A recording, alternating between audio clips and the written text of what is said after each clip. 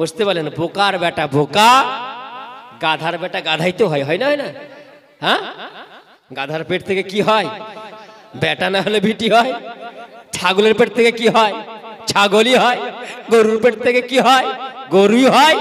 বাবা, তো গরুই হবে, ওকে যতই মারেন। ছাগল হবে? ছাগল হবে না। তো বাপ শোনেন, আচ্ছা ওই সময় মক্কার মানুষেরা সব তো মুশরিক ছিল না? ছিল না? কিছু মানুষ যারা ছিল আমার নবীর বংশের যিনারা ছিলেন, কুরাইশি হাসমি যিনারা ছিলেন, কিছু মানুষ ইব্রাহিম আলাইহিস সালামের দ্বীনের উপরে তিনারা থাকতেন। জোরে বলুন। তিনারা ইব্রাহিম আলাইহিস সালামের দ্বীনের উপরে থাকতেন। আর আমার নবী মুস্তাফা যখন দুনিয়াতে আসলেন তখন তো মুশরিকে ভরা ছিল। আচ্ছা বলুন, তাহলে মিলাদুন নবী পালন করবে কে বাপ? পালন করার মতন তো কিছু লাগবে না? লাগবে না? হ্যাঁ বাপ, তাহলে বোঝা গেল সেই সময় কেউ ছিল না। আমার নবী মুস্তাফা যখন মক্কা থেকে মদিনা গেলেন তো সেই দিনের দিনটা হচ্ছে রবিউল আউয়াল মাসের 12 তারিখ। জোরে বলুন। সেই দিনে মানুষেরা ঝান্ডা উড়িয়েছিলেন, ঝান্ডা লাগিয়েছিলেন, আমার নবীকে স্বাগতম জানিয়েছিলেন, আমার নবী মুস্তাফাকে আহ্বান করে তারা ওই সময় সালাত জানিয়েছিলেন। তোলাল বদরু আলাইনা মিন সানিয়াতিল বিদাই ওয়াজাবাব শুকরু আলাইনা। জোরে বলুন সুবহানাল্লাহ। বাবা, তখন তারা আমার নবী মুস্তাফার শান কে তেনারা উঁচু করেছিলেন, তাকবীরের ধ্বনি লাগিয়েছিলেন। আর আব্দুল মুতাল্লিব কি করেছিলেন? আব্দুল মুতাল্লিব বলেছিলেন যে আমার নবী এসেছেন, আমার পোতা দুনিয়াতে এসেছে, তাই আনন্দ করে 3 দিন ধরে মক্কার জমিনে কোনো বাড়িতে চুলো জ্বলেনি। জোরে বলুন সুবহানাল্লাহ। সব বন্ধ ছিল। আমি নবী মুস্তাফার মহব্বতে, ভালোবাসায় ওনার ওই দিনে 3 দিন ধরে খানা হয়েছিল মক্কার জমিনে। জোরে বলেন সুবহানাল্লাহ। তাহলে আব্দুল মুতাল্লিব যদি আনন্দ করে খেতে পারে, তাহলে বলেন আমরা আমাদের নবীকে পেয়ে আমরা আনন্দ পাই না, খুশি পাই না, বেজার হই বাবা? আজকে আমরা আনন্দ পাই। আমরা সেই দিনের দিনটাকে মহব্বতে নবীর নামে আমরা স্লোগানটা দিই, যাদের চুলকানি হবে হোক, আমরা বিরিয়ানি খেয়ে সেই দিনে মহব্বত করি। জোরে বলুন সুবহানাল্লাহ। হে বাবা, আমার নবী মুস্তাফা সাল্লাল্লাহু তাআলা আলাইহি ওয়াসাল্লাম যখন তিনি আমার ওয়াহাব জোহরির বাড়িতে গেলেন, আমার নবী মুস্তাফা সাল্লাল্লাহু আলাইহি ওয়াসাল্লাম, আমার নবী যে নবী, ওইখানে আরেকটা প্রমাণ হয়েছিল। জোরে বলেন সুবহানাল্লাহ। বাবা আচ্ছা ঠিক আছে, একবার দুধ পড়েন আল্লাহুম্মা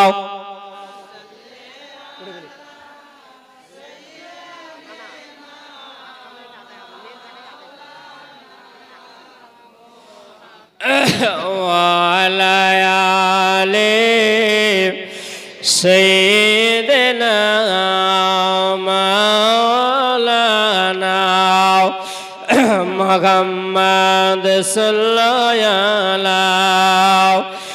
মুহাম্মাদিন সাল্লাল্লাহু মুহাম্মদ বাতাসের টানে টানে কোকিলের গানে গানে, বাতাসের টানে টানে কোকিলের গানে গানে, ভাসে শুধু নবীর নাম, পড়ো সাল্লাল্লাহু আলাইহি সালাম, পড়ো সাল্লাল্লাহু আলাইহি সালাম।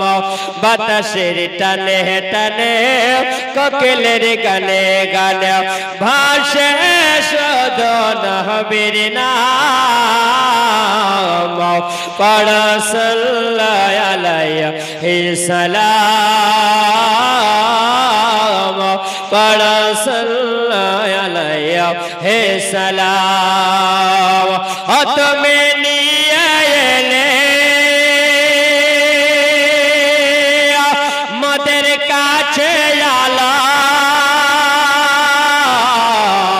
ও তুমি নিয়ে এলে মোদের কাছে আলো, যখন দুনিয়া ছিল আধার কালো জোরে বলুন তুমি নিয়ে এলে আমাদের কাছে আলো যখন দুনিয়া ছিল আধার কালো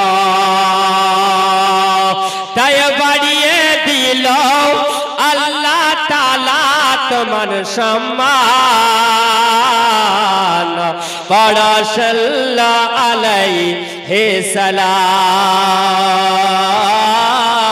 পড়ো সাল্লাল্লাহু আলাইহি সালাম বাতাসের টানে টানে কোকিলের গানে গানে বাতাসের টানে টানে কোকিলের গানে গানে ভাসে শুধু নবীর নাম পড়ো সাল্লাল্লাহু আলাইহি সালাম পড়ো সাল্লাল্লাহু আলাইহি সালাম এ বাবা সোনা মানি কে দাও আমার নবী যখন ওই সবাই আমার আবা জহর বাড়ি থেকে যখন আমার নবী বের হয়েছিলেন একজন প্রহীদ বাবা যে মানুষটা পণ্ডিতওয়ালা মানুষ ওই মানুষটা তাওরাত পড়তে জানিতেন ওই মানুষটা জব্বর পড়তে জানিতেন ওই মানুষটা ইনজিল পড়তে জানিতেন ওই মানুষটা বাবা একটা যেন কুড়ো ঘরে বসে বসে তিনি ওই জায়গাতে পৌঁছেছিলেন আর তিনি দেখতেছিলেন তাওরাত পড়তে পড়তে এই বাবা সামনে একটা গাছ দেখা যায় এই গাছের নিকটে যে মানুষটা বসে যায় ওই মানুষটা দুনিয়াতে বাঁচে না অল্প দিনেই মানুষটা মারা যায় ওই মানুষটার বিমার হয়ে যায় বাবা ওই জন্য গাছের নিকটে কেউ বসতে যায় না কিন্তু তাওরাতের মধ্যে লেখা আছে ওই গাছের গোড়াতে যিনি এসে বসবেন না তিনি হবেন আখিরি জামানার নবী আমার নবী জানো বাবা ওই সময়তে আমার নবী গিয়ে ওই গাছের গোড়ে আমার নবী বসলেন ওই মানুষটা পণ্ডিত মানুষ আমার নবী মুস্তাফার কাছে আসার পরে জানো তিনি বলছেন ইনি যদি আখিরি জামানার নবী হন তাহলে ওনার নামটা জিজ্ঞাসা করব ওনার বাবার নাম জিজ্ঞাসা করব ওনার মায়ের নামটা জিজ্ঞাসা করব এই বাবা ওনার দাদুর নামটা জিজ্ঞাসা করা হবে যেমনি ওই প্রকৃত মানুষটা আমার নবী মুস্তাফার কাছে এসেছিল আমার নবীকে জিজ্ঞাসা করে বলে বাবা তোমার নামটা বলো আবার নবী জানিয়ে দিলেন আমার নাম হলো মুহাম্মদ সাল্লাল্লাহু আলাইহি ওয়াসাল্লাম এ বাবা ওই প্রহীদ বাবা যেন বলেন এ মুহাম্মদ তোমার আব্বার নাম বলো আমার আম্মার নাম হলো আব্দুল্লাহ তোমার মায়ের নাম বলো আমার মায়ের নাম হলো আমিনাও যেমনি করে বাবা সব পরিচয়টা দিয়ে দিলেন ওই প্রহীদ বাবা তিনি বলতে আছেন বলে মুহাম্মদ তুমি যদি আখিরি জামানার নবী যদি হও তাহলে তোমার পিঠে একটা চিহ্ন থাকিবে এটা এলানে নবুয়তের একটা মোহর থাকবে জোরে এ বাবা ওই প্রহীদ বাবাটা যেন বলতে আছে না বলে মুহাম্মদ বেদবিটা তুমি মাফ করবে ও মুহাম্মদ তোমার শরীরের কাপড় মোবারকটা তুমি একবার ওঠাও তোমার কুর্তা মোবারকটা তুমি ওঠাও তোমার পাঞ্জাবি মোবারকটা তুমি ওঠাও যেমনি বাবা আমার নবী উঠাইয়া দিয়েছেন না তেমনি যেন ওই প্রহীদ দেখতে আছে আমার নবীর পিঠে যেন একটা ডিম্বাকারের মতো একটা মগরের নবুয়ত দেখতে পাওয়া যায় জোরে বলে তিনি যেন বলছেন বেটা মুহাম্মদ তোমার কাপড়টা নামাইয়া নাও এ বেটা মুহাম্মদ আমি বেঁচে থাকতে যদি তোমার নবুয়ত এলান যদি হয় তুমি যদি কালমা প্রচার করো বেটা তবে আমি তোমার কালমা পড়ে মুসলমান হয়ে যাব আমার নবীর সঙ্গে যেন প্রহীদ বাবা কথা বলতে আছেন আর ওই সময়তে যেন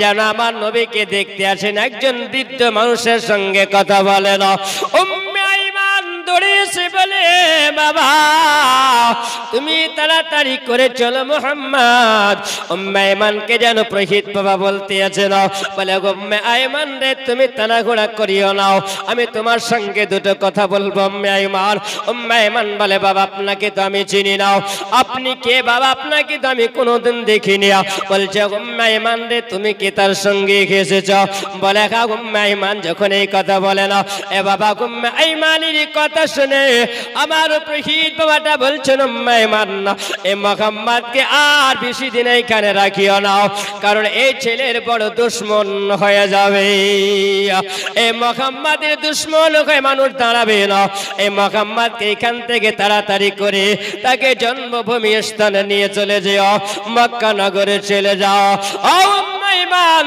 তোমরা রেখে এসেছো বলো উম্মে আইমান বলে বাবা আমরা এসেছি মুহাম্মদকে সঙ্গে নিয়ে ইনার মা জননী আমিনা এসেছে তিনি বলছেন উম্মে আইমান তাড়াতাড়ি করে তোমরা চলে যাও মক্কা নগরে এ বাবা উম্মে আইমান যেন আমিনাকে আসার পরে বললেন অনেক লম্বা আলোচনা আছে বাবা একটু আগে যাব ও বাবা আবার নবী দুঃখের আলোচনা রে বাবা আবার নবী জগৎকে আদর্শটা দিয়ে গেলেন এই জগৎবাসী তোমরা আদর্শ যদি মেনে চলো তাহলে তোমাদের কোনো অসুবিধা হবে না আমার আমিনা সঙ্গে নিয়ে যখন চলতে আরম্ভ করলেন আশরাফনগর থেকে যখন তিনি বেরালেন আর বের হওয়ার পরে তিন মুখনি রাস্তাতে এসে দাঁড়ালেন দাঁড়ানোর পরে আম্মা আমিনা চিন্তা করলেন আল্লাহ আর জানি না বাপির বাড়ি আসার সময় হবে কিনা আর কপালে জুটবে কিনা আর নসিবে জুটবে কিনা ওই যে উম্মে আইমানকে বলে উম্মে আইমান রে চলো আমরা এই রাস্তা হয়ে যাব এই জায়গাতে নবীর আব্বা শুয়ে আরাম করে এ বাবা সোনামানি আমার যুবকেরা ওগো আমার মা জননী দেখো আমার আম্মা আমিনা বলেন উম্মে আইমান রে চলো উম্মে আইমান উঠে লাগাম ধরে যখন চলতে আরম্ভ করলেন সামনের দিকে যখন না গয়ে যায় একটা বাবলা গাছ দেখা গেল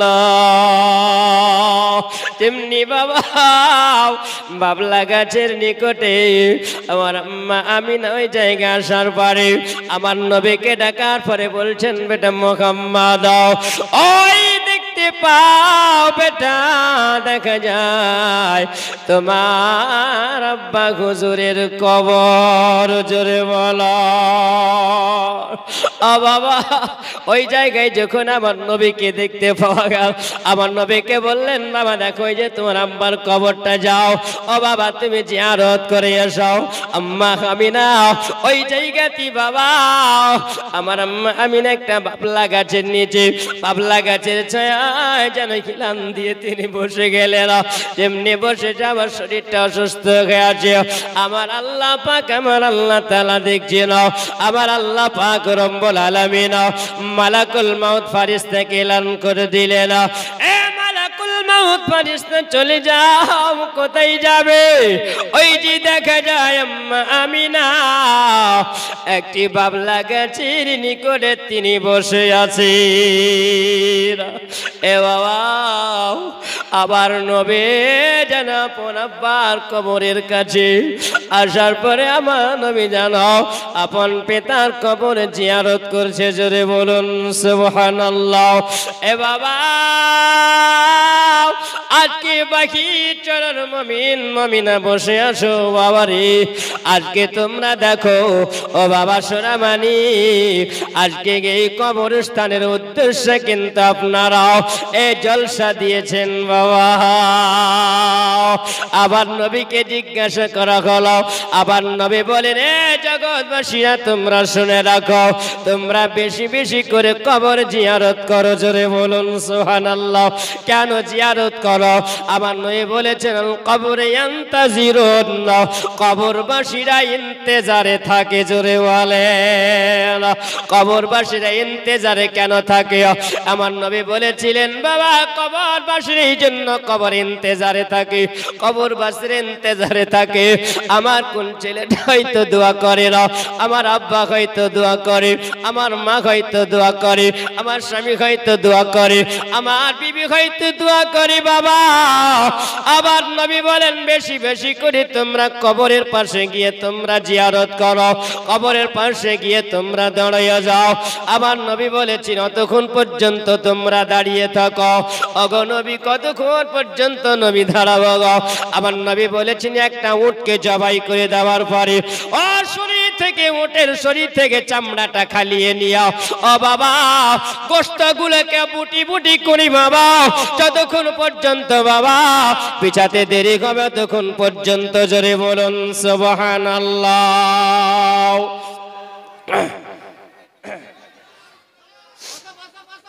হ্যালো, আপনারা বসেন। নারে তাকবীর, নারে তাকবীর, নারে রিসালাত।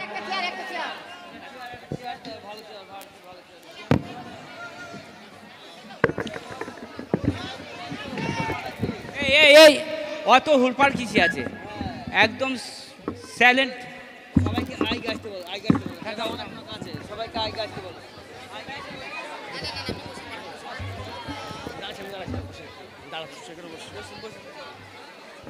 বসুন বসুন বসুন, আপনারা বসুন।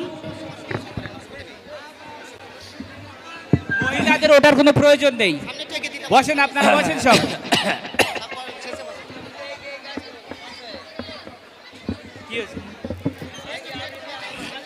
এই ওই জায়গা ফাঁকা আছে, আপনারা শূন্যস্থানকে পূরণ করুন। জায়গা খালি আছে, ফাঁকা আছে, ওই ফাঁকাগুলোকে পূরণ করুন আপনারা।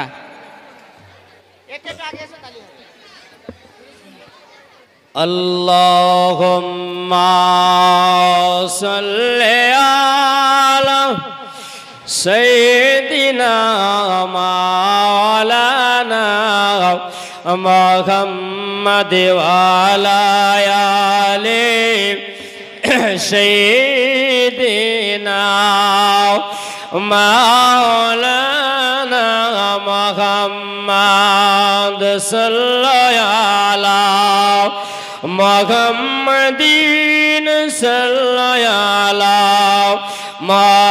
মুহাম্মাদ হরদম জাবার শানে কালা পাক নবে মুহাম্মাদ হরদম জাবার শানে কালা শফিয়ানা মুহাম্মাদ সাল্লাল্লাহু তাআলা আলাইহি ওয়াসাল্লাম। এ বাবা শুনে মানি, আমার নবী যেন আপন আব্বা যেন কবরটা জিয়ারত করতে আছেন। জোরে বলুন সুবহানাল্লাহ। এ বাবা আজকে দেখেন বিগত চরার, আজকে বাকি চরার মুসলমানেরা বসে আছে বাবা। আজকে আমার নবী মুস্তাফার প্রেম ভালোবাসা মহাব্বত নিয়ে বাবারে সুবহানাল্লাহ। আপনার আব্বা চলে গেছে, মা চলে গেছে, বাপ চলে গেছে বাবা, মা চলে গেছে, দাদু দাদি নানা নানি চলে গেছে। এর মহাব্বতে বাবা আখিরি দোয়াটা করে যাওয়া বাবা, মার মহাব্বত ভালোবাসা প্রেম নিয়ে বাবা এমন করে যুবক আছে বাবা 200 টাকা করে দাও তো বাবা। উঠে আসো একটু, 200 টাকা মায়ের মহাব্বতে বাবা। মরতে হবে একদিন তোমায় ভুলে যেও না, হবে মাটির বিছানা গো তোমার আসল ঠিকানা।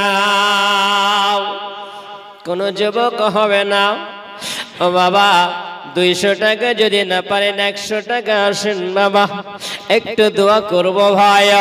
সুবহানাল্লাহ, হুজুর চলে এসেছেন, একটু সময় নিয়ে তাড়াতাড়ি করে আসেন।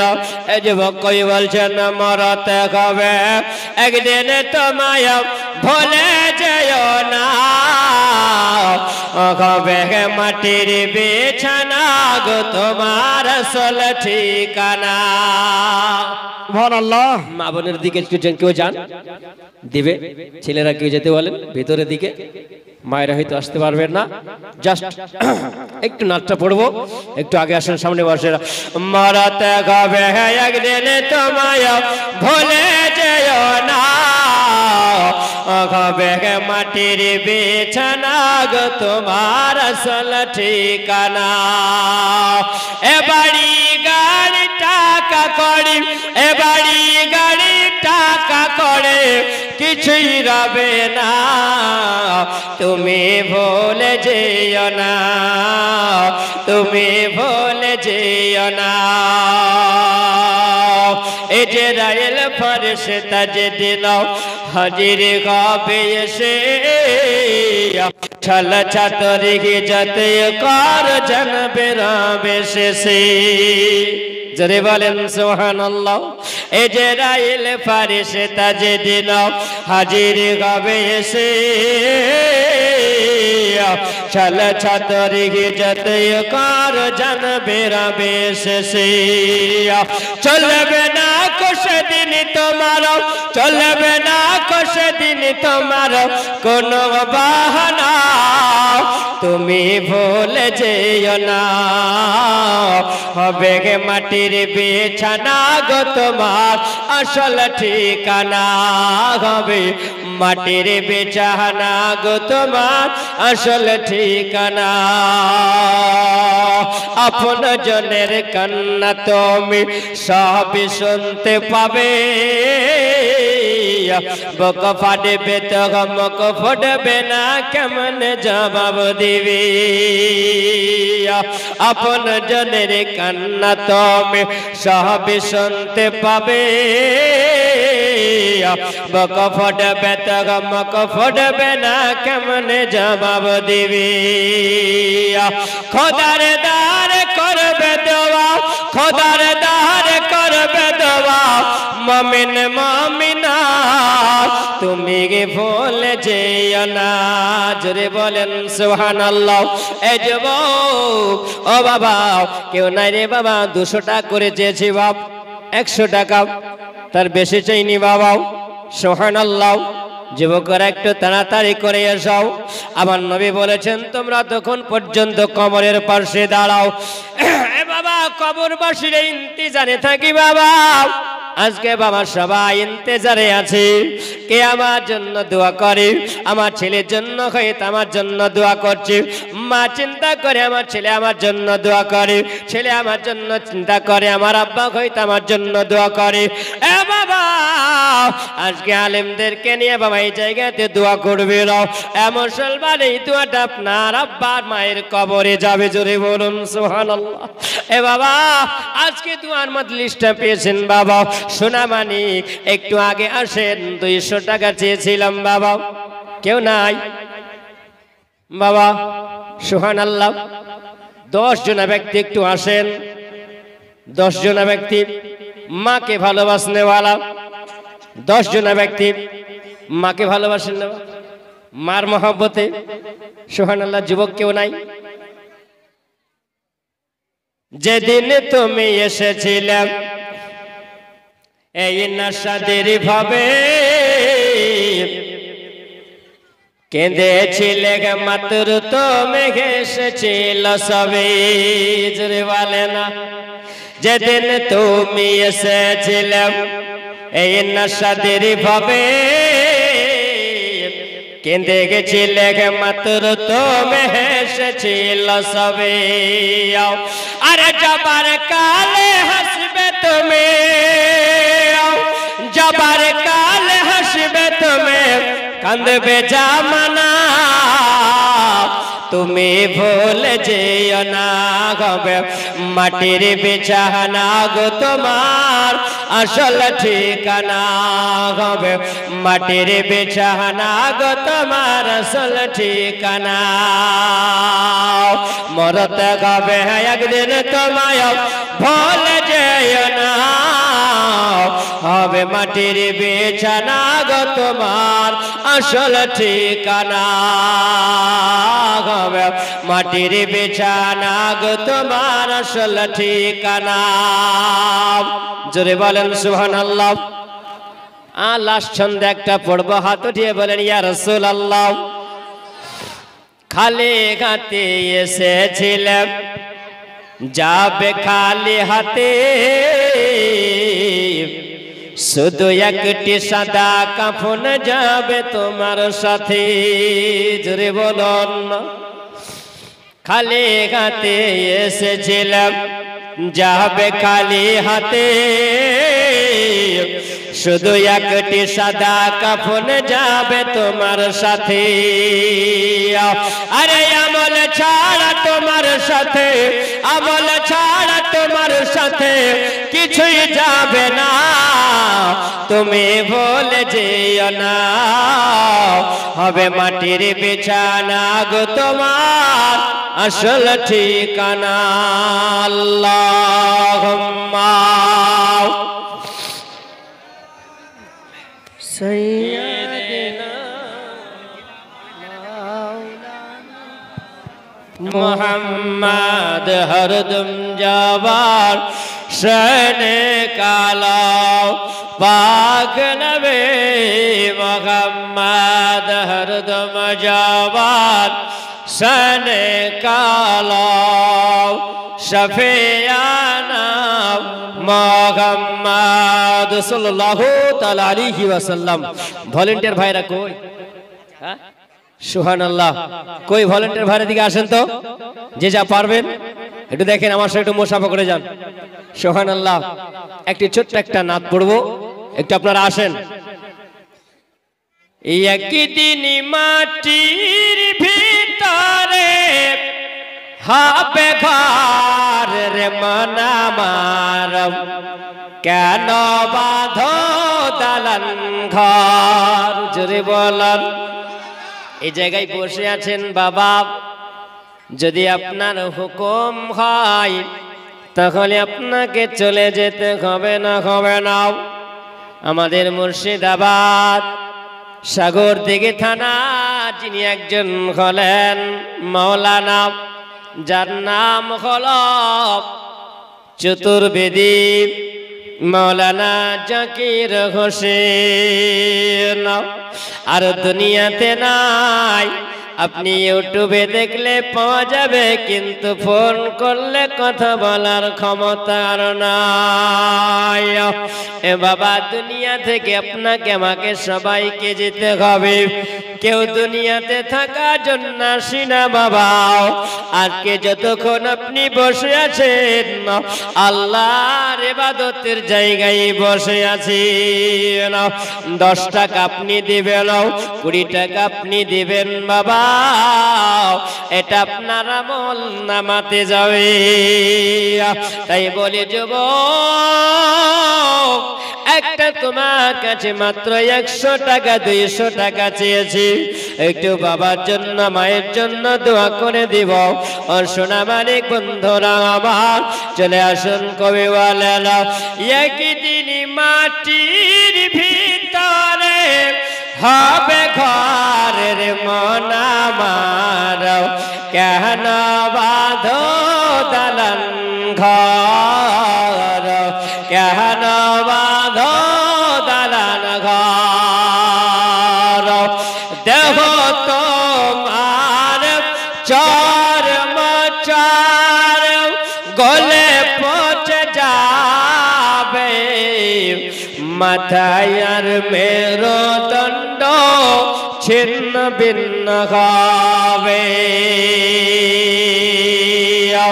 দেহ তোমার চর্ম চার গলে পচে যাবে, মাথায় আর মেরুদণ্ড ছিন্ন ভিন্ন হবে, পড়ে রবে মাটির পার রে মন আমার, কেন বাঁধো দালান ঘর?